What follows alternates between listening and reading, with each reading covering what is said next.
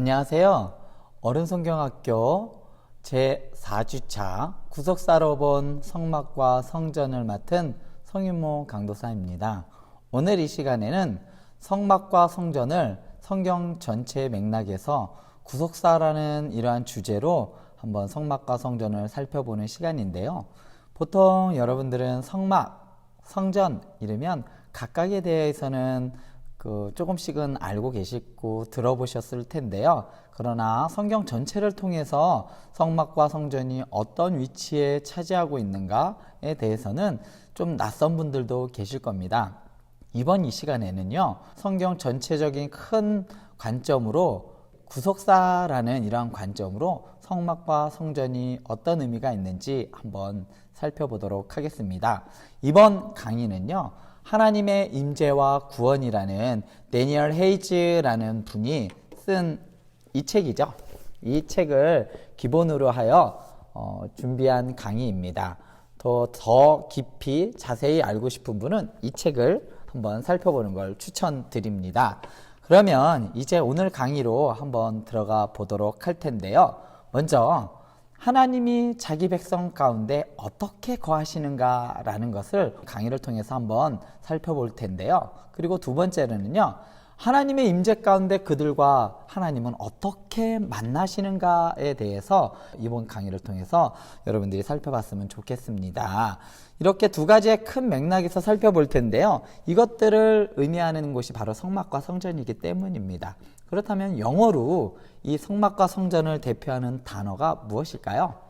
좀 어려운가요? 네, 여기 템플이라는 단어가 있습니다.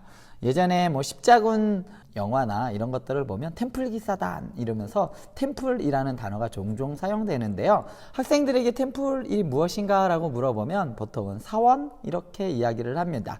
그런데 성경을 번역한 영어 성경에서는요, 이 템플이라는 단어를 성전 그리고 혹은 성막을 의미할 때도 이 템플이라는 단어를 사용합니다.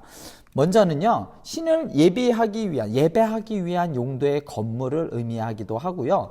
두 번째로는 아주 오래된 문헌에서 사용될 때는요, 특별히 구약에서는요, 하나님의 거처로 이 템플이라는 단어가 사용되었습니다. 그렇다면 이제 현대에서는 이 템플이라는 단어를 어떻게 사용하냐면요, 예배를 위한 장소를 템플이라고 이야기를 합니다. 지금 우리가 이야기할 때, 어르신들이 이야기할 때는 예배당, 그리고 교회 이렇게도 말씀을 하실 수 있겠지만, 교회라는 단어는 또 다른 단어가 있죠. 템플이라는 단어는 바로 성전 혹은 성막을 의미합니다. 그러면 성막과 성전이 있던 곳은 어디냐면 바로 구약시대겠죠. 그럼 구약시대에 사용하였던 이 히브리어에서는요, 성막과 성전을 어떤 단어로 했냐면요, 미시칸이라는 단어로부터 해서 데베르라는 단어까지 이렇게 꽤 많은 단어들로 성막과 성전에 대해서 묘사를 하였는데요. 그 중에도 여러분들이 좀 중요하게 보실 단어는요, 이 밑에서 두 번째 있는 헤칼이라는 단어입니다. 이 단어는요, 성전을 의미하는 딱 성전이다라는 번역도 되지만요, 사실은 영어 번역에서는 성전 혹은 성소를 의미하기도 합니다. 특별히 강조하는 부분이 있어요. 이 헤칼이라는 단어가 나올 때는요, 무엇을 강조하냐면 바로 하나님이 다스리는 건물, 왕궁 이런 것을 의미합니다. 그렇기 때문에 하나님의 통치와 관계된 단어로서 이 헤칼이라는 이 단어를 많이 사용합니다. 그렇기 때문에 아주 중요한 단어고요.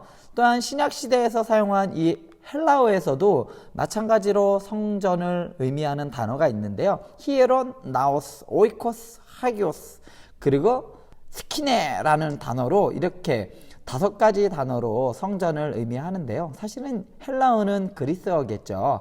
그래서 그리스에 있는 많은 신전들이 있죠. 그렇기 때문에 우상의 신전들을 의미할 때도 이러한 단어들이 사용되었어요.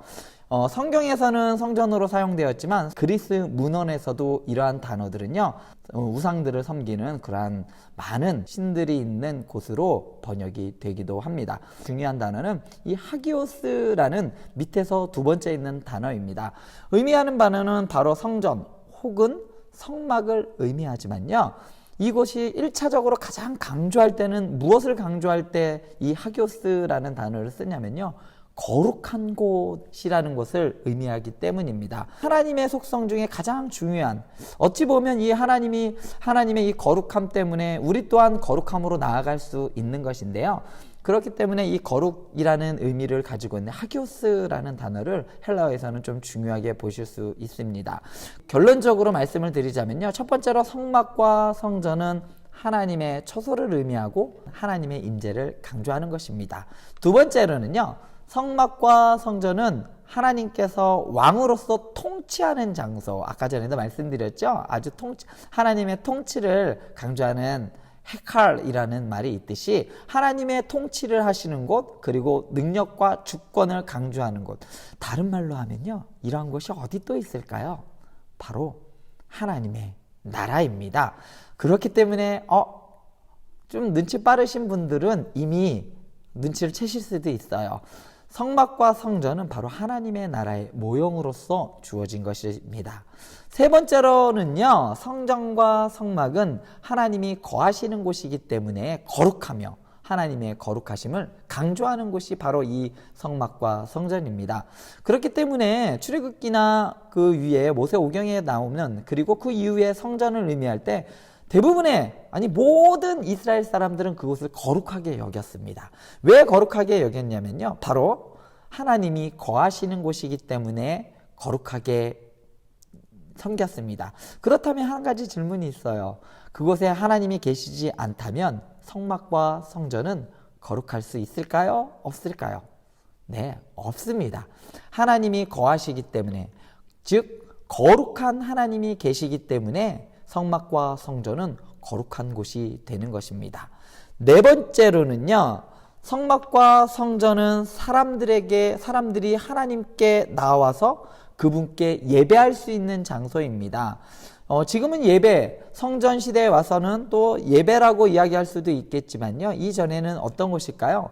제사를 드리는 곳이 바로 이 성막이었죠. 그렇기 때문에 제사와 예배는 같은 의미로 사용되어집니다. 그래서 결론적으로는요. 성전과 성막은 하나님께 예배할 수 있는 것, 그것이 바로 성전과 성막입니다.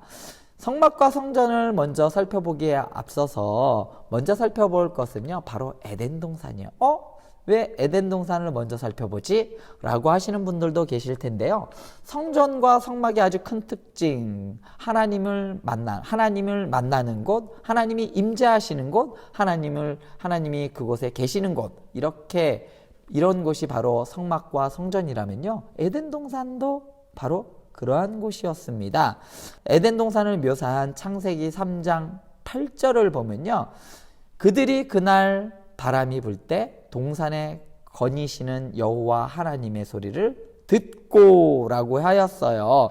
자, 이곳에서 하나님께서는 무엇을 하는 장소이기 때문에 그러냐면요. 바로 하나님께서 아담과 하와와 관계를 맺어가는 장소라는 것을 의미합니다. 왜냐면요. 하나님께서 거니시는데 그냥 거니셨을까요?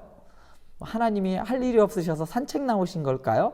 거니시는 목적이 있습니다. 왜냐면요. 그들이라는 말이 있죠. 그들은 바로 아담과 하와를 의미합니다. 아담과 하와가 그곳에 있기 때문에 하나님께서 그것을 거니시며 그들을 만나기 위해서, 관계를 맺기 위해서 하나님께서 그들에게 찾아오시는 것을 의미하는 거죠. 그래서 에덴 동산은 관계를 맺어가는 장소입니다. 마찬가지로 성전과 성막도 그렇겠죠. 또 에덴 동산은요, 성막과 성전에서 발견하게 될 실제와 매우 흡사합니다. 그렇다면 에덴 동산과 성전과 성막에 공통점이 있기 때문에 흡사하다라고 이야기하는데요. 그럼 공통점, 그러니까 특징에 대해서 한번 살펴볼 텐데요. 첫 번째는요, 셋의 공통된 특징은요, 하나님의 임재, 그러니까 하나님께서 자기의 백성들과 만나주시는 곳입니다. 성막도 그랬고 성전을 통해서도 그렇고 에덴 동산에서도 하나님의 백성인 이스라엘 백성들과, 그리고 아담과 하와, 그리고 멀게는 우리들도 하나님께서 그곳에서 만나주시는 겁니다. 두 번째로의 특징은요, 하나님께서 임재하시는 장소라는 겁니다. 하나님께서 임재하신다라는 말씀은요, 하나님께서 그곳에 거하시지 않아도 됨에도 불구하고 특별한 목적을 갖고서 하나님께서 그곳에 계시는 것입니다. 바로 그 특별한 목적은요, 바로 그의 백성들과 만나기 위함이지요. 자, 그리고 세 번째로 특징은요, 요거는 조금 의아해하실 분도 있는데요. 7가지 촛대가 성막과 성전에는 있었습니다. 성소에 들어가면요, 일곱 가지, 그러니까 가지가 7개 달린 촛대가 있습니다. 그것을 에덴 동산에서는요, 바로 생명나무가 그 역할을 했다라고 이야기하는 분들이 있어요. 그래서 에덴 동산에 있는 생명나무의 모형을 7가지 촛대, 7개의 가지가 달린 촛대로 형상해 놓았다라고 말합니다. 그래서 이렇게 공통적인 특징이 있습니다. 네 번째로는요, 뭐라고 이야기하냐면요, 그것을 경작하게 지키게 하셨습니다. 아담과 하와를 통해서 경작하며 지키게 하셨다라는 이 창세기 2장 15절의 말씀이요, 유일하게 이 단어가 사용되어 있는 곳은요, 바로 레위인들, 즉 제사장들이 성소를 지키면서 그곳에서 섬기게 하셨다라는 그 말씀 가운데 있어요. 지키다라는 것과 섬기는 이 단어가요, 바로 경작하며 지키게 하다라는 단어입니다. 이 단어는요, 그냥 막 쓰이지 않고요, 이렇게 유일하게 이 단어에서만 사용됐어요. 그러니까 하나님께서 아담에게 경작하며 지키게 하셨던 일을 누구에게 하게 하신 거냐면 바로 제사장들에게 지키게 하고 섬기게 하셨던 것이지요. 또한 5번째로 에덴 동산과 성막, 성소가, 성전이 공통된 특징은요, 하나의 강이 에덴에서 흘러나와서 동산을 적신다라는 이 창세기 2장 10절의 말씀, 이 표현이 에스겔서 47장에 보면요, 새 성전에 대한 환상을 줍니다. 그러면서 무엇이 나올까요? 성전에서 강이 흘러나오는 장면을 묘사한 것이 있어요. 이것과 이 두 개가 일치합니다.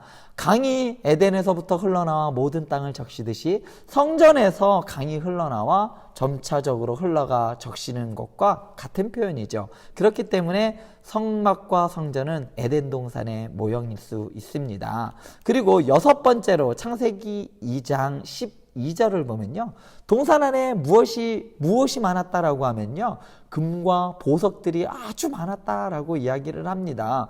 그래서 출애굽기에 보면요, 성막과 그리고 성전을 건축할 때에 그 묘사들을 보면요, 그곳을 무엇으로 장식을 했냐면요, 금과 보석들로 아주 장식을 하고, 그릇들도, 심지어는 그릇들은 금으로 만들고 금으로 쌌던, 그러한 금으로 많은 것들을 만들었어요. 이것들이 마치 동산 안에 있던 금과 보석들을 의미하는 것과 같습니다. 심지어는 제사장들의 몸에 걸치고 있던 그 장신구들은 대부분 다 보석들로 되어 있었습니다.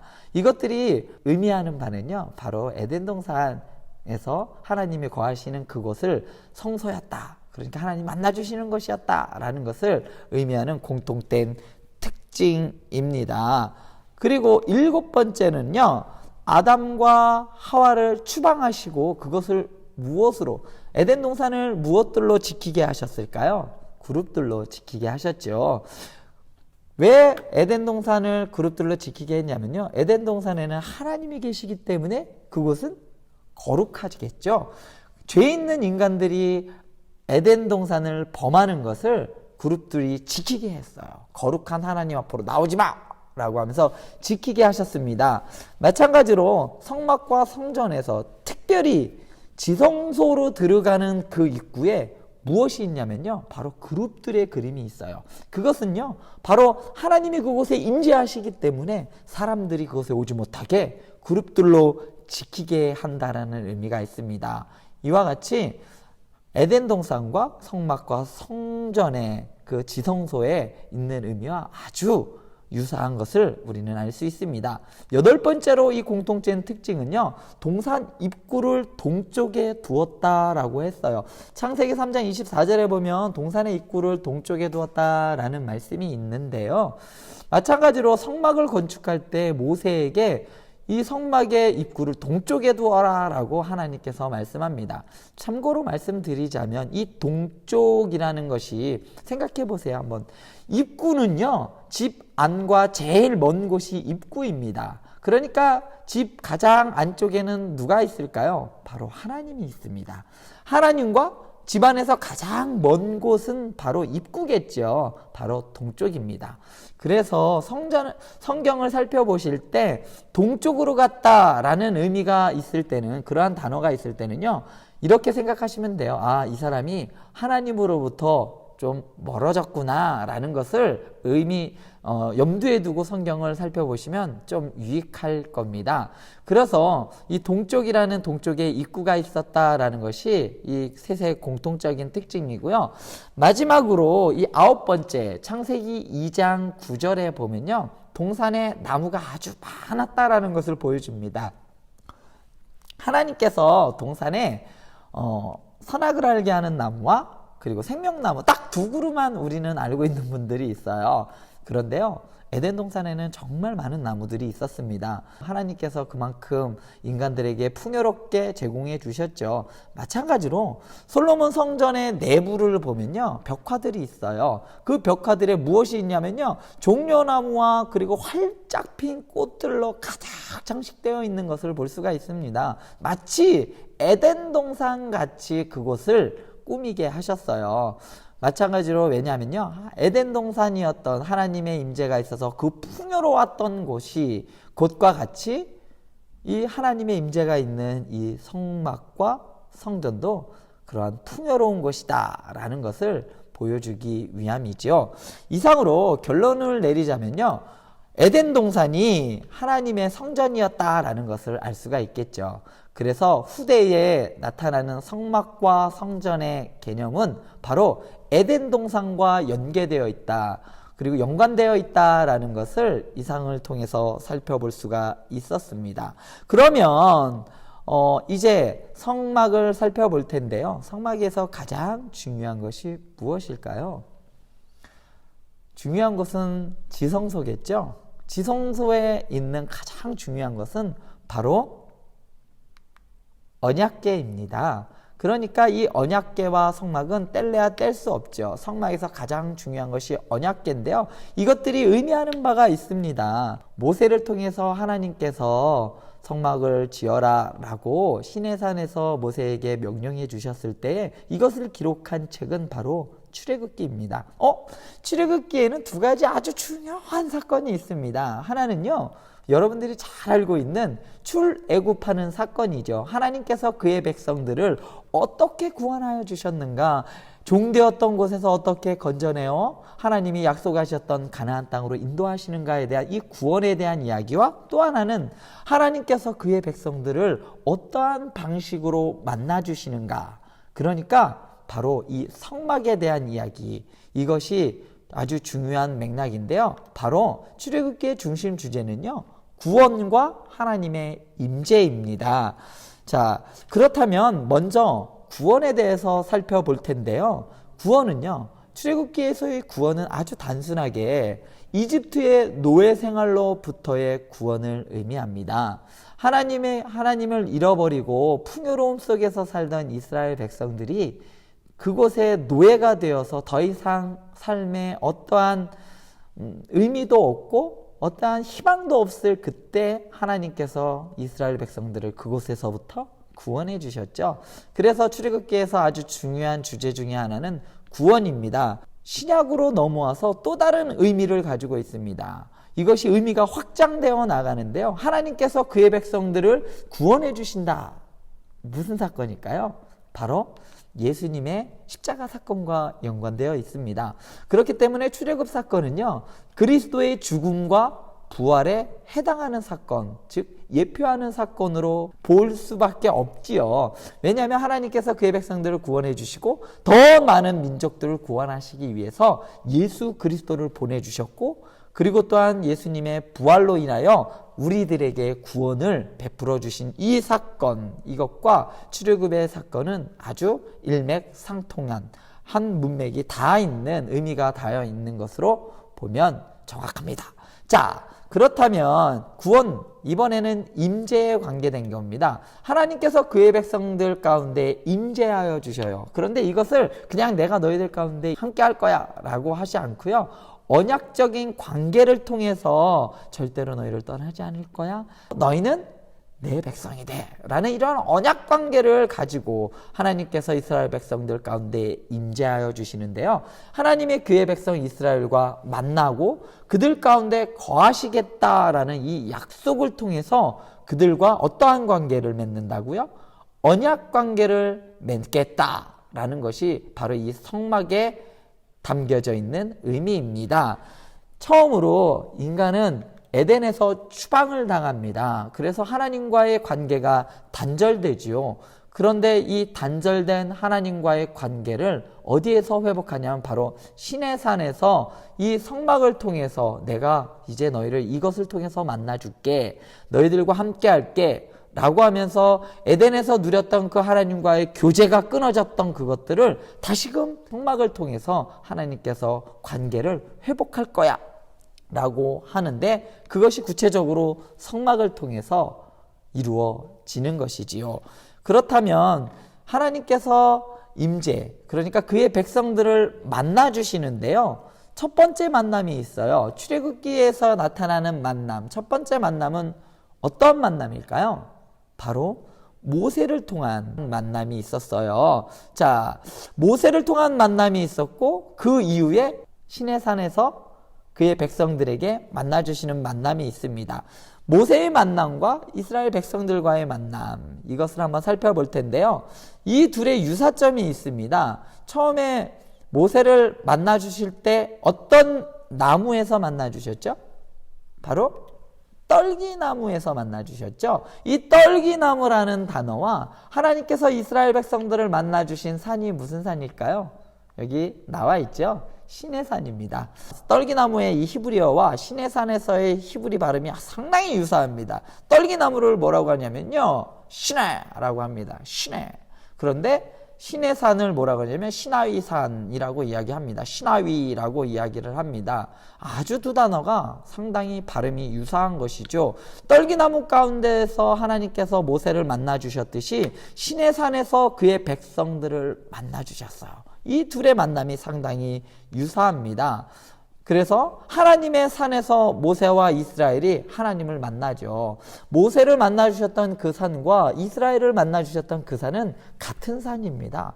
그러니까 모세와 이스라엘이 하나님의 산에서 이스라엘 백성 하나님을 만나게 되는 것이죠. 세 번째는요, 바로 불타는 떨기나무는 그 성소의 7가지 촛대를 의미하는 것으로 보이고 생명나무에 대한 시각적인 표징일 수 있다라고 말을 합니다. 이 강의의 토대가 되었던 데니엘 헤이즈라는 이 분은요, 이렇게 보았어요. 떨기나무를 7가지 촛대를 의미한다라고 보았습니다. 그래서 이것은 생명나무에 관한 시각적인 표현이다 라고도 말을 합니다. 이렇게 안 보시는 분들도 있지만 저도 마찬가지로 그렇게 봅니다.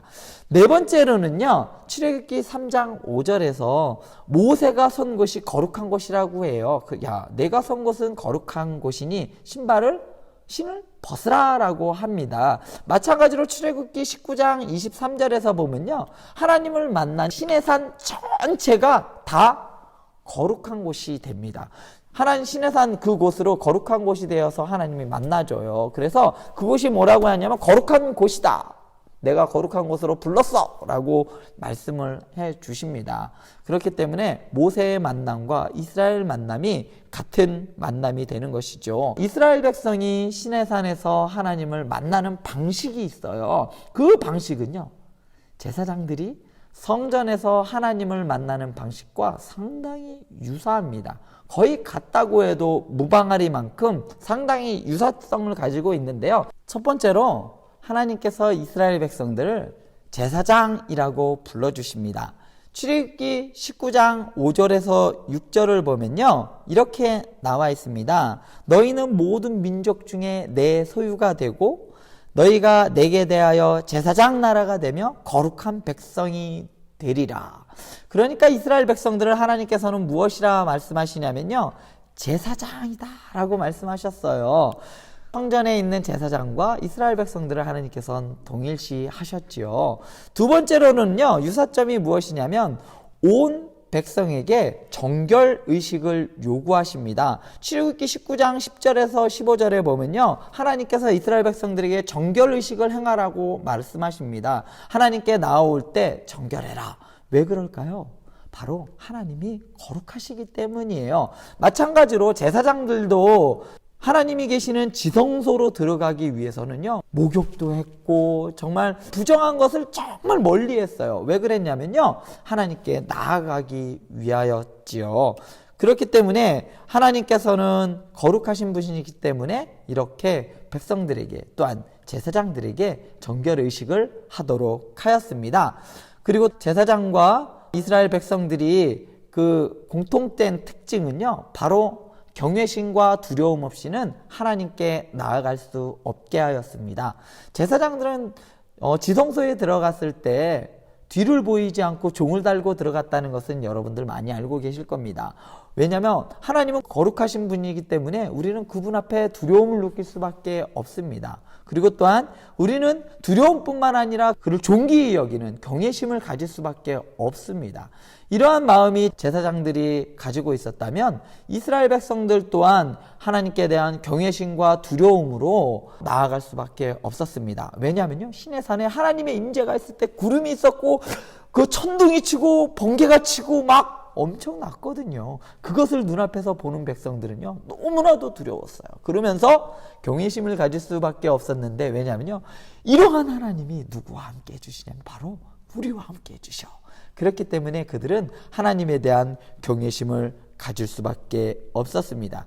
또한 거룩에 대한 이 세 등급으로 나눠져 있는데요, 성막에서의 거룩의 세 등급은요, 제일 먼저 성전 뜰이 있겠죠. 그 다음에 성소가 있겠죠. 그 다음에 가장 거룩한 지성소가 있습니다. 이렇게 세 등급으로 나아가듯이, 자, 이렇게 되어 있어요. 시각적으로 보여드리면 이렇습니다. 이 앞에 이 부분이 어디냐면요, 뜰이에요. 뜰이라는 것은 사실은 이렇게 동그라미를 쳤지만요, 담장이 있는 이 안쪽을 다 뜰이라고 이야기를 합니다. 왼쪽은 성막 투시도고요. 여기 오른쪽에 있는 이렇게 물두멍과 번제단과 이 모든 것들이 있는 곳, 이곳이 바로 성전 뜰입니다. 그 다음에 성전의 두 번째 단계는요, 요 앞쪽이에요. 성막 안으로 들어가서 무엇이 있냐면요, 분향단과 그 다음에 진설병이, 그리고 승금 등대가 있는 바로 이곳이 바로 거룩의 두 번째 단계인 성소입니다. 그리고 가장 거룩한 곳, 그것은 성막에서 가장 안쪽에 지성소가 있는 곳이죠. 그곳에는 언약궤가 있습니다. 이 언약궤는 바로 하나님의 임재의 상징이에요. 그렇기 때문에 이렇게 빨간, 노란, 파란, 이렇게 첫 번째, 두 번째, 세 번째 거룩의 등급이 이렇게 정해져 있듯이 바로 시내산에서도 이러한 거룩의 등급이 나눠져 있었어요. 실제로 이 그림은요, 시내산 그림입니다. 시내산의 그림인데요, 이스라엘 백성들이 하나님을 만나기 위해서 어디에 있었냐면요, 바로 이곳에 있었어요. 산 밑에 이스라엘 백성들이 대기를 하고 있었고, 그리고 24장로와 그리고 모세가 산 위로 올라갔습니다. 중턱쯤 어느 정도 올라갔었을 때 그곳에 장로들만 있게 하고 하나님께서 모세와 대면하시기 위해 1대1로 보시기 위해 모세를 가장 위로 불러 올리셨어요. 이렇듯 거룩에서도, 시내산에서도 세 등급으로 하나님께서는 거룩을 보여주셨습니다. 이스라엘 백성들이 저 맨 밑에 처음 산 밑에 있었듯이 이스라엘 백성들이 성막에서 나올 수 있었던 것은 거룩의 첫 번째 단계인 성전 뜰까지 이스라엘 백성들은 올 수가 있었습니다. 그 이외의 장소는요, 제사장들이 올 수 있었죠. 그리고 가장 안쪽은 누구만 왔냐면 대제사장만 올 수가 있었던 것입니다. 하나님께서 어디에서 만나주시냐면 바로 이 성막에서 만나주십니다. 그래서 출애굽기 25장부터 31장에 보면요, 성막의 건축과 하나님께서 천지 만물을 창조하는 이 기사가 상당히 유사점이 있습니다. 뭐가 같지? 뭘 만드셨어? 뭘 어떻게 했길래 이게 유사하지? 라고 생각할 수 있는데요. 첫 번째로 유사점은 무엇이냐면요. 하나님이 이르시되 라는 말로 시작이 됩니다. 하나님이 이르시되 빛이 있으라 하시니 빛이 있었어요. 마찬가지로 성막을 건축할 때 하나하나 하나님께서 일목요연하게 말씀을 하십니다. 이 두 가지 특징, 하나님이 이르신 대로 이루어졌다라는 것이죠. 두 번째로는요, 금과 그리고 귀한 보석, 그룹들이 있다라는 것이죠. 자, 출애굽기 그리고 창세기에 보면요, 하나님이 천지를 창조하시고 나서 아까 앞에서도 말씀드렸듯이 금이 있었고 귀한 보석들이 그 에덴 동산에 있었다라는 것은 그곳에 하나님께서 그렇게 만드셨다라는 것을 의미하죠. 또한 그곳에 그룹들을 세워놓으셨어요. 만드셨어요. 마찬가지로 출애굽기 25장에 보면요, 성막을 만들 때 이러한 것들이 언급됩니다. 이러한 것들이 드러납니다. 그리고 그 다음 번으로 창조가 끝날 무렵, 세 번째 공통된 특징으로는요, 창조가 끝날 무렵에 하나님이 취하신 것이 있는데 바로 안식을 취하셨죠. 안식일에 하나님이 안식하신 것처럼 성막 건축을 위해 하나님이 모세에게 주신 마지막 지시가 바로 안식일을 거룩하게 하라는 것이었습니다. 하나님이 천지를 창조하셨다라는 것은 바로 에덴 동산을 포함한 것들이에요. 그러니까 하나님께서 에덴 동산을 만드시는 것처럼 모세를 통해서 성막을 그러한 방식으로 만들으셨어요. 그리고 그것을 거룩하게 지키라고 하셨죠. 왜냐하면 하나님께서 7번째 날을 거룩하게 하셨기 때문에 마찬가지로 너희도 그 날을 거룩하게 지키라 라고 하나님께서 말씀하셨습니다. 그렇다면 성막에 대해서 이제 구체적으로 살펴볼 텐데요. 성막에는 가장 중요한 것이 있습니다. 그것을 무엇이라고 할까요? 맞습니다. 언약궤입니다. 언약궤가 있는 곳은 바로 지성소이죠. 이 언약궤는 무엇을 의미하냐면 하나님의 임재를 의미하는데요. 언약궤는 하나님의 임재의 실제적인 초점이에요. 그러니까 가장 중요하다라는 거예요. 성막이 가장 중요한 것은, 성막의 이 모든 것은 바로 누구를 향해 있느냐, 바로 이 언약궤를 보호하고 언약궤로 나아가는 것을 중심으로 하고 있습니다. 그렇기 때문에 이 언약궤는 하나님의 임재의 실제적인 초점이고 그것을 통해 하나님께서 임재하십니다. 그리고 또 하나, 지성소에 있는 가장 유일한, 이것밖에 없어요. 지성소에 보면 좀 이따가 제가 보여드릴 건데요, 언약궤밖에 없습니다. 그리고 이 궤는 기본적으로 안과 박을 금으로 입혀요. 순금으로 만들면 어떨까요? 무거워서 못 가지고 다녔겠죠? 언약궤는 금으로 입힌 나무 상자로 만드는데요. 두 개의 금으로 된 고리가 있어요. 왜냐하면 나무를 껴서 언약궤를 들고 다니기 위해서 양쪽에 나무를 껴서 가지고 다니게끔 각 고리가 있습니다. 마찬가지로 금을 입힌 나무로 된 채가 있어요. 그 고리에 껴서 가지고 다니는 나무가 있는데요. 그것마저도 금으로 쌌습니다. 그리고 그 안에 무엇이 있을까요? 언약궤 안에는 세 가지가 있는데요. 무엇이 있을까요? 하나님이 직접 기록하신 십계명의 돌판이 그 안에 있습니다. 그리고 또 하나는 무엇이 있을까요? 아론의 지팡이가 있었겠죠. 그리고 마지막으로는요, 만나가 있었습니다. 만나가 들어있는 항아리가, 이렇게 세 가지가 있는데요. 자, 그러면 구체적으로 한번 이 언약궤에 대해서 한번 살펴보면요, 왼쪽에 있는 것이 진짜 언약궤예요. 지금은 저것은 모형이에요. 금은 아닙니다. 제가 이스라엘 갔을 때 보았던 건데요, 나무로 되어 있지만 금칠을 했어요. 금 페인트를 칠했죠. 그래서 이제 모형으로 만들어 놓았는데요, 저런 색으로 저렇게 되어 있었습니다. 실제로 모형과 아주 똑같이 만들어 놓은 거니까요, 저것이 언약궤가 저렇게 돼 있구나. 언약궤 안에는요 어떤 것들이 있었냐면요, 바로 오른쪽에 저게 돌판이 보이죠? 저게 돌판이고요, 그 옆에 보면 항아리가 있었고 또한 지팡이가 있습니다. 이렇게 언약궤 안에는 세 가지의 물품이 담겨져 있는데요, 이 특징이 있습니다. 십계명을 먼저 보면요. 십계명이 담겨 있는 이 돌판에 있는 이 내용은요. 바로 무엇과 연관되어 있냐면요. 예배와 봉사에 대한 개념이 그곳에 있었습니다. 뭐냐면요. 이런 거예요. 예배를 할 때나 그리고 또 봉사를 할 때 그 모든 것들을 무엇에 의하여 해야 되냐면 계시, 말씀에 근거해서 해야 된다는 것을 의미하는 겁니다. 자기 마음대로 난 이런 식으로 예배 드릴 거야. 아니야, 난 이렇게 예배 드릴 거야. 난 이런 방식으로 할 거야. 라는 게 아니라 예배 드리는 방법과 봉사하는 그 방법들이 다 무엇에 근거? 계시. 하나님이 계시해 준 이 말씀, 모세에게 계시해 준 이 율법에 근거해야 한다라는 것이죠. 그리고 또한 이 두 가지, 나머지 두 가지가 있는데요. 만나를 담은 항아리가 있습니다. 또 하나는 아론의 지팡이가 있는데요. 이 두 가지는 공통된 의미가 담겨져 있습니다. 자, 이 두 가지 물건이 의미하는 바는요. 바로 하나님의 강력한 보호하심과 공급하심을 상징하는데요. 참 아쉽게도 이 두 물건이 언약궤 안으로 놓이게 된 그 문맥에는요. 모두 다 이스라엘 백성들이 불평이 강조됩니다. 이 두 가지를 통해서 불평한 사람들이 어떻게 되었는지, 어떻게 하나님께서 심판하셨는지를 생각하게끔 만들어 놓은 것이 바로 이 만나를 담은 항아리와 아론의 지팡이입니다. 그래서 이것을 보면서 하나님께 어떻게 섬겨야 하는가를 이스라엘 백성들은 다시금 상기하게 되었던 것이죠. 자, 그러면 언약궤의 속죄소라는 부분이 있습니다. 언약궤에서 이 속죄소라는 부분은요, 뭐로 되어 있냐면요, 언약궤의 뚜껑 부분이에요. 그래서 금으로 된 특별한 조각품이죠.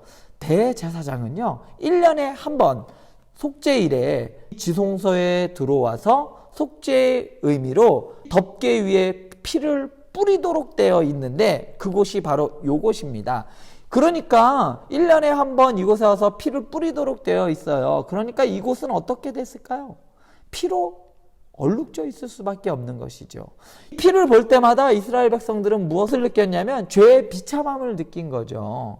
너희들이 생명을 얻기 위해서는 무엇이 필요하다? 피가 있어야 된다. 너희들이 죄가 얼만큼 잔혹한가를 속죄소에 있는 이 피를 통해서 알려주시고 계신 겁니다. 그 다음은요, 두 그룹이 있습니다. 이 그림에서 보시면 아시겠지만 두 개의 그룹이 있죠. 이것은 무엇을 의미하냐면요, 바로 하나님의 거룩함과 궤가 얼마만큼 위험한 곳인가, 그러면서 또한 성스러운 곳인가를 강조하는 것이 바로 이 그룹입니다. 아까 앞에서도 설명해 드렸듯이 이 그룹들이 에덴 동산에서 했던 역할은 바로 거룩한 곳인 하나님의 성소인 에덴 동산을 지키는 역할을 했습니다. 들어오지 못하도록, 그러니까 하나님이 거룩하신 곳이기 때문에 들어오지 못하게 했어요. 죄 있는 사람이 오지 못하도록 한 것과 같은 이치이죠.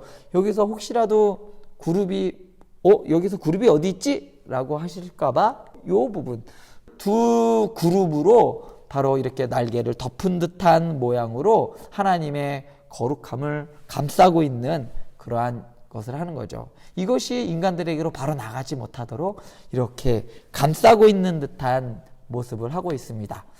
우리는 이러한 모습을 종종 또 볼 수가 있어요. 매주 한 번씩 보는데요. 천사들이 이렇게 하나님의 영광을 이렇게 덮듯이, 또한 목사님이 축도할 때도 이렇게 하시죠. 이러한 것도 이러한 것과 연관이 되어 있습니다. 그리고 지성소에 있는 것들을 봤다면 이제 성소에 있는 세 가지에 대해서 한번 살펴볼 텐데요. 성소에는요, 진설병이 놓인 상이 있습니다. 상은 무엇으로 만들었냐면요, 바로 아카시아 나무로 만들었어요. 저 세 숫자는 무엇일까요?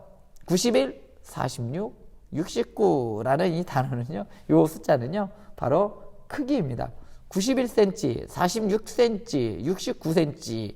그러니까 길이와 높이와 너비가 각각 저 길이로 만든 것입니다. 저렇게 하나님께서 만들라라고 해주셨어요. 센티미터로 하나님께서 가르쳐 주신 건 아니고요. 대략적으로 규빗으로 가르쳐 주셨는데 그것을 지금의 측정 거리 법으로 환산을 했을 때 대략적으로 저렇게 나오는 겁니다.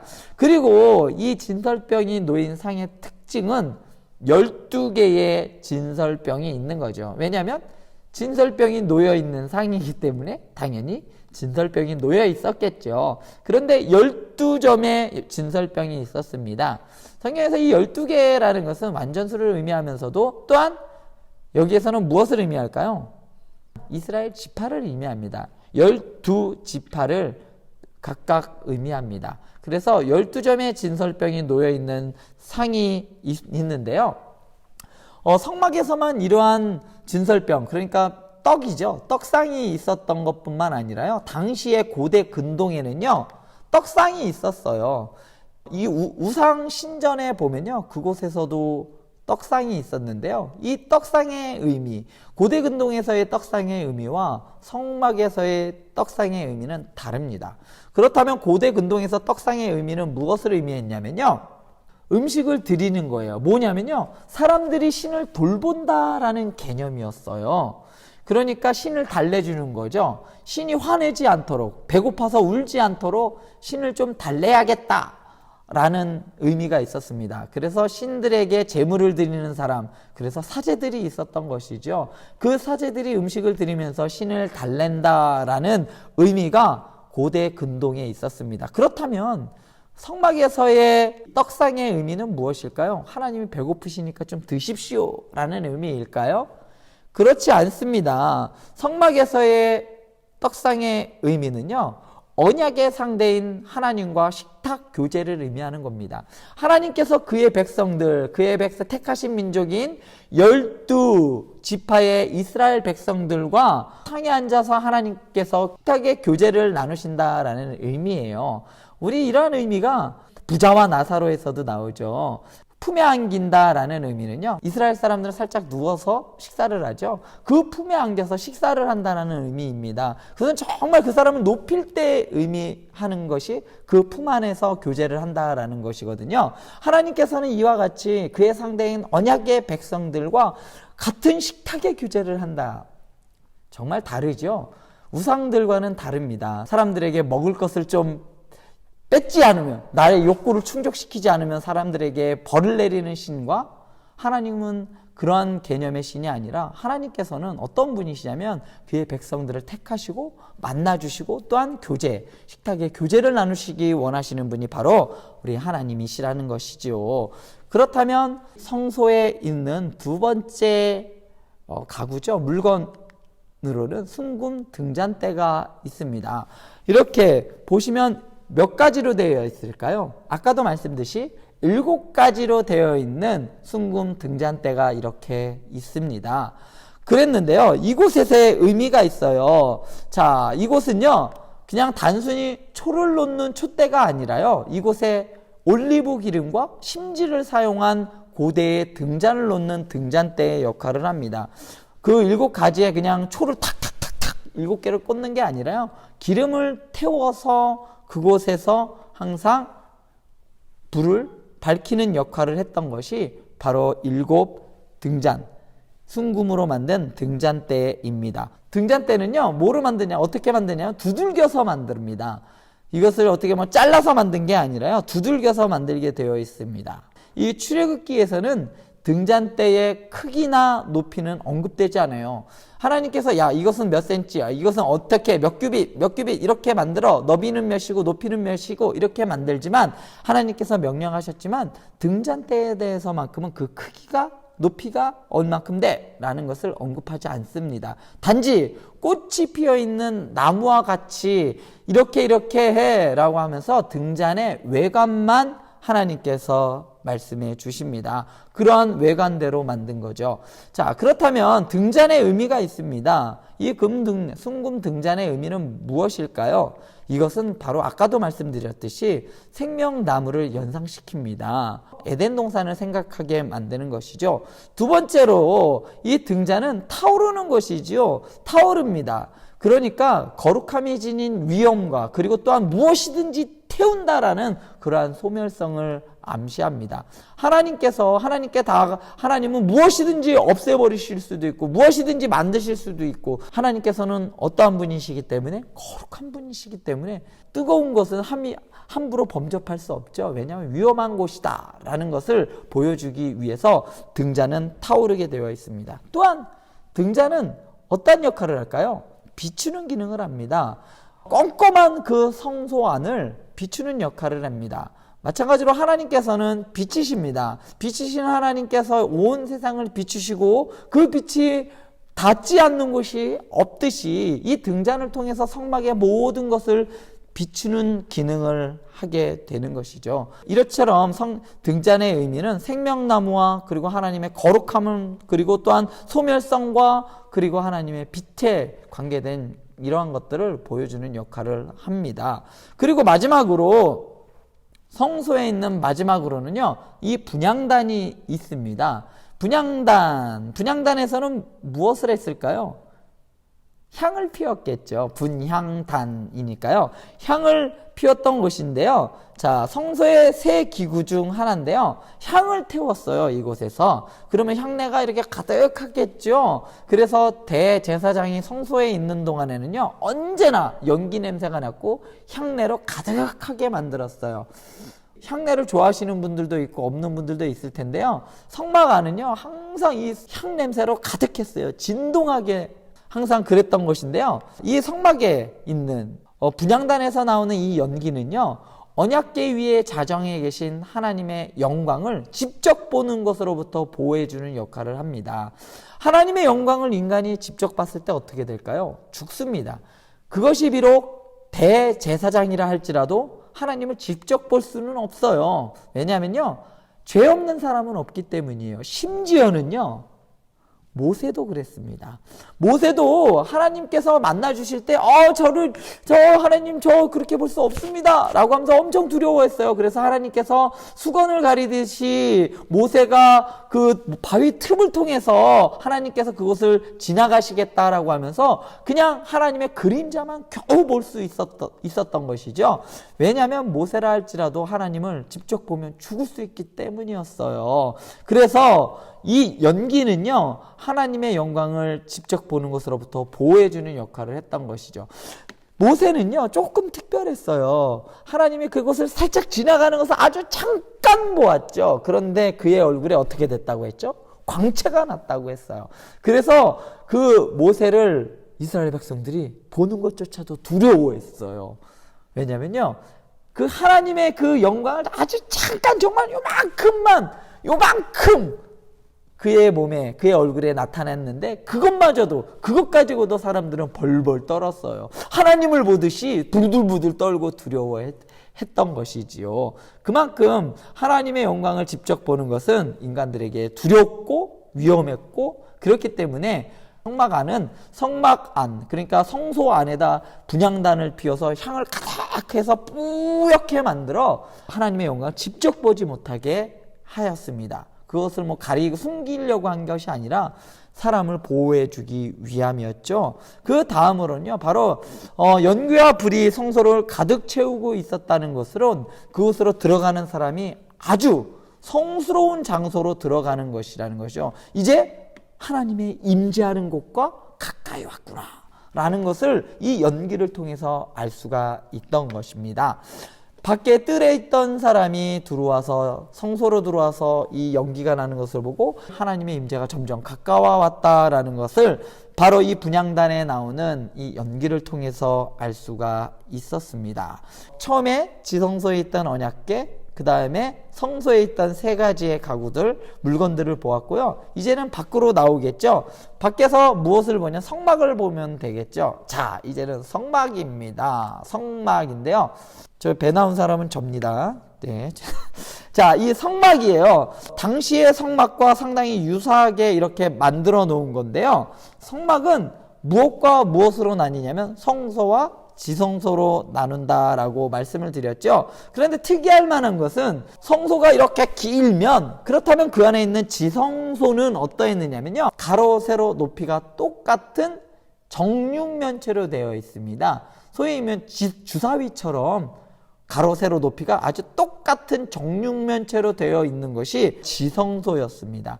대략적으로 성막, 좀 전에 보았던 성막의 길이는 어떠냐면요, 13.7, 그러니까 13.7 메타 정도 됐죠. 그리고 넓이는 4.6m 정도 됐어요. 직사각형으로 아주 길었겠죠. 그리고 그 안쪽에 정육면체의 지성소가 그 안에 포함이 되어 있었습니다. 그러면 외관은 어떻게 되어 있냐면 아까도 보았듯이 이것이 4겹의 각기 다른 소재로 덮여 있었습니다. 10폭의 휘장으로 덮여 있었고, 염소털로, 그 다음에 순양의 가죽으로, 그리고 가장 귀한 해달의 가죽으로, 이렇게 4겹의 각기 다른 소재로 덮여 있었습니다. 그래서 비가 막 와도 이곳은요, 특별히 이 해달의 가죽은요, 방수 기능이 뛰어났습니다. 그래서 물이 안으로 스며들지 못하게 이거 막는 역할을, 보호해주는 역할을 했던 것입니다. 그래서 4겹의 각기 다른 소재로 탁탁탁 덮여 있었던 것이 성막입니다. 그러면 이 안에 성막 안에 성소와 지성소를 나누는 무엇이 있냐면요, 휘장들이 있습니다. 휘장들이 있는데요, 여기 보면 바로 저 앞에 무엇이 보이냐면 그룹이 있는 것이 보여요. 여기요. 저 그룹인데요, 지성소 안으로 들어가는 휘장에만 그룹이 수놓아져 있습니다. 왜 그런지는 아까 전에도 말씀드렸지요. 왜 그렇다고 했죠? 그룹의 역할은 거룩한 하나님을 지키는 역할을 합니다. 거룩한 곳을 지키는 역할을 해요. 에덴 동산을 그룹으로 지키게 하셨던 것처럼 마찬가지로 하나님께서 지성소의 앞을 무엇으로 지키게 했냐면 그룹들로 지키게 했어요. 그룹이 그곳에 수놓아서 그것들로 지키게 하셨습니다. 그리고 밖으로 나와서 번제단이 있습니다. 이곳이 번제단이에요. 이 네모로 되어 있고 이 밑에는요, 짐승들, 제물들을 이곳에서 태웠던 곳인데요. 번제단은 어떻게 되어 있냐면요, 아까 좀 전에 보셨듯이, 잠깐 보세요. 여기 뿔이 보이죠? 양 모서리에 2개만 보이지만 양 모서리 그리고 이쪽에도 합쳐서 총 4개의 뿔이 있습니다. 이 뿔의 역할이 무엇이냐면요, 어떤 분들은 저것을 보고 하나님의 능력을 상징할 때 뿔로 되어 있으니까 저것이 능력인가 보다 라고 생각할 수 있겠는데요, 이 4뿔은요 그런 의미가 아니라 그냥 단순히 실용적인 목적으로 이 뿔을 만들어 놓았습니다. 그것에 잡아놓은 각을 뜬 재물을 그곳에 묻기 편하도록 뿔을 만들어 놔서 짐승들을 이렇게 각을 뜬 것들을 이렇게 묶어 놓아요. 그래서 잘 타게끔 그곳에 각을 떠서 들이기 편하게끔 실용적인 목적으로 만들어 놓은 것이 이 4뿔입니다. 또한 이곳은 무엇으로 만들었냐면 물두멍과 함께 노수로 만들었어요. 그리고 성막으로 나아갈 때 기구들이 놋에서 금으로 바뀌는 것을 알 수가 있는데, 아까 전에 말씀을 드렸듯이 가장 안쪽에 있는 그곳에는 온통 다 금으로 만들죠. 마찬가지로 이 밖에는요, 거룩의 단계가 1단계 가장 낮기 때문에 놋으로 만듭니다. 그리고 점차적으로 안으로 들어갈수록 금으로 되고 제일 안쪽은 금으로, 완전 금으로 만들어지게 되어 있습니다. 그래서 이것들이 놋에서부터 금으로 되어가는 것은 바로 하나님의 임재 앞으로 나아가는 것을 상징합니다. 그리고 번제단과 함께 뜰에 있는 하나의 물건이 무엇이냐면요, 바로 물두멍입니다. 물두멍은 바로 이것이지요. 저것의 역할은 무엇일까요? 물두멍, 물이 담겨져 있는 곳이에요. 그러니까 저것에서 무엇을 했을까요? 손을 닦았겠죠. 손을 닦고 들어갑니다. 손을 닦고 지저분했던 그 모든 것을 만졌던 그것을 하나님 앞에 나가기 전에 닦습니다. 깨끗이 닦고 성막 안으로 들어가는데요. 그렇다면 이 물두멍은 무엇으로 만들었다고 했죠? 아까 전에도 방금 전에 말씀드렸듯이 저것은 바로 놋으로 만들었습니다. 그렇다면 이 놋이 싼 것도 아니에요. 저 당시에는 놋이 귀했습니다. 그럼에도 불구하고 놋으로, 그리고 금은 더 귀했는데 귀한 놋, 더 귀한 금으로 이렇게 다 만들 수 있었는데요.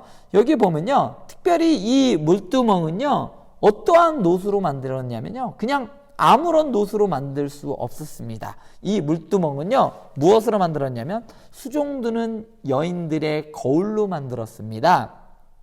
자, 수종드는 여인들, 그렇다면 성막에서 여인들이 일을 한 거야? 어떻게 되는 거야? 성막에 남자 말고 여자도 들어갈 수 있었던 거지? 이렇게 생각하실 수도 있는데요. 사실은 성경에는요, 이 여인들이 어떻게 봉사하게 되었는지, 그리고 또 개인적인 거울을 어떻게 물두멍을 이것을 녹여서 어떻게 구체적으로 이것들을 어떻게 만들었는지, 다른 것들은 구체적으로 만드는 법이 나와 있지만 이 물두멍은요, 어떻게 만들었는지 구체적으로 밝히지 않습니다. 단지 이 노시 어떠한 노시냐, 바로 수종드는 여인들의 노수로 만들었는데, 거울로 만든, 그 거울을 녹여서 만든 노시인데 대가 없이 자발적으로 낸 물건들, 그러니까 물두멍을 이야기할 때 이런 성구들이 나와요. 보면 뭐냐면 출애굽기 25장, 35장, 36장 이렇게 이 본문들이 무엇 하냐면 이스라엘 백성들이 성막을 만들 때 자기들이 그냥 자원하여서 그냥 내가 너네 물건 갖고 와 라고 모세가 말하기 전부터 하나님의 성막을 만든다고 하니까 이스라엘 백성들이 이것도 쓰십시오, 저것도 쓰십시오 라고 하면서 자발적으로 낸 물건들을 이렇게 기술합니다. 그 가운데 자발적으로 자신의 거울을 하나님께 헌물로 드린 이 여인들의 이야기도 나옵니다. 그렇기 때문에 바로 이 여인들이 드린 거울로 만들었다라고 말을 합니다. 자, 이렇게 물두멍은요, 특별히 수종드는 여인들의 거울, 여자들에게 있어서 이 거울의 의미는 무엇일까요? 가장 귀한 것이에요. 여인들에게 있어서는 가장 귀한 놀이기 중에, 장신구 중에 하나가 이 거울입니다.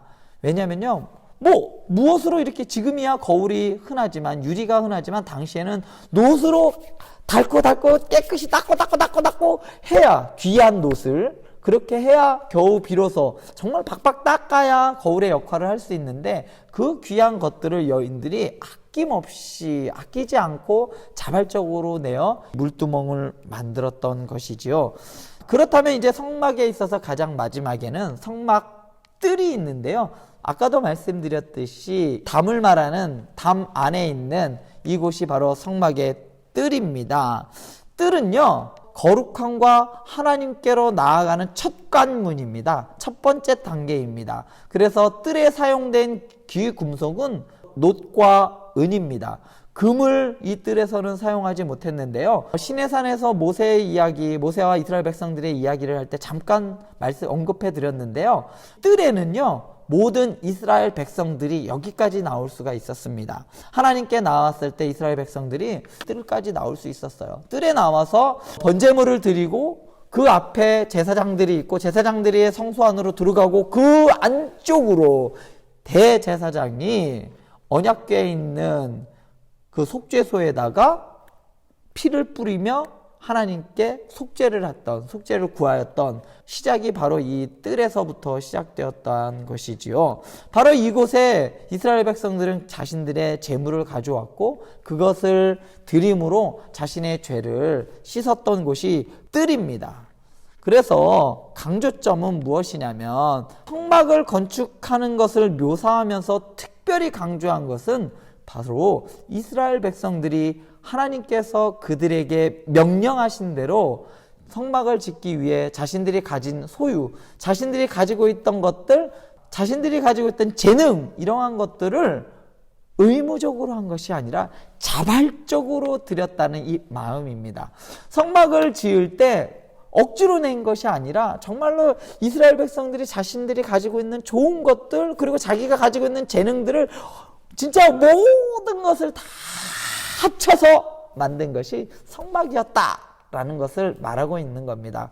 결국은 이스라엘 백성들은 하나님께 마음을 드렸던 것이죠. 오늘날 우리에게도 성막에 나아갈 때, 하나님을 뵈러 나올 때 무엇을 가장 중시해야 되느냐면 마음입니다. 이런 거죠. 저희 부모님이 이러셨어요. 주일날 드리는 헌금을 준비하기 위해서 진짜 은행에서 가장 좋은 돈, 그것을 미리 일주일 전 미리 준비해 놓고 이것은 헌금이야 라고 하면서 그것을 딱 성경책에 꽂아두셨어요. 심지어는 주정헌금도 성경책에 빳빳한 걸로 꽂아 놓으셨어요. 그게 없으시면 다리미로 이렇게 밀었죠. 야, 그거 너무 형식적이지 않냐라고 할 수 있겠지만요. 마음가짐의 문제인 것 같아요. 내가 그래도 하나님께 드리는 예물은 나는 제일 좋은 걸로 드리고 싶어. 같은 10,000원인데 뭐 더 가치가 오르는 것도 아닌데, 그게 아니라요. 하나님께 드릴 거는 먼저 구별하여 내가 미리 이것을 놓고 기도하면서 하나님, 저에게 이것들을 드립니다. 저의 마음을 드립니다. 라고 하면서 하나님께 마음을 드리는, 그러면서 일주일을 준비하여 하나님께 나아가는 것 또한, 이것이 바로 이스라엘 백성들이 성막을 지을 때 드렸던 마음과 같은 것이 아닐까 싶습니다. 그렇다면 성막을 어떻게 구약의 신약의 예수 그리스도와 연관시킬 수 있을까? 바로 성막에 거하시는 그리스도입니다. 옛 언약은 제사를 통해 끊임없이 제사를 드려야 했습니다.